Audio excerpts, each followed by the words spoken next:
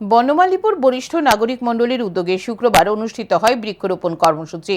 এই দিনে রাজধানীর Khudiram Bose English medium school চত্বরে বৃক্ষরোপণ কর্মসূচি পালন করা হয়। একটি গাছ একটি ভবিষ্যৎ এই বার্তাকে সামনে রেখে আয়োজিত এই কর্মসূচিতে উপস্থিত ছিলেন রামকৃষ্ণ মিশন ধলেশ্বর শাখার সম্পাদক স্বামী অমর্ত্যানন্দ মহারাজ, সংগঠনের সদস্য সহ স্থানীয় বাসিন্দারা।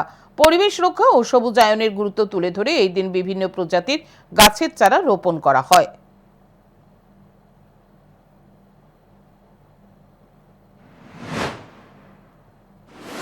বৃক্ষরোপণের পরবর্তী সময়ে আমরা আমাদের হেলথ ক্যাম্প হবে, ব্লাড ডোনেশন ক্যাম্প হবে, ধর্মসভা হবে এবং সমাজের মানুষের যে নিপীড়িত, শোষিত, বঞ্চিত মানুষের পাশে আমরা দাঁড়ানো, সেটাই আমাদের অঙ্গীকার। আমরা অঙ্গীকারবদ্ধ এবং আগামী দিনে আমরা শুধু জনকল্যাণ কাজের জন্য আমরা কাজ করে যাব।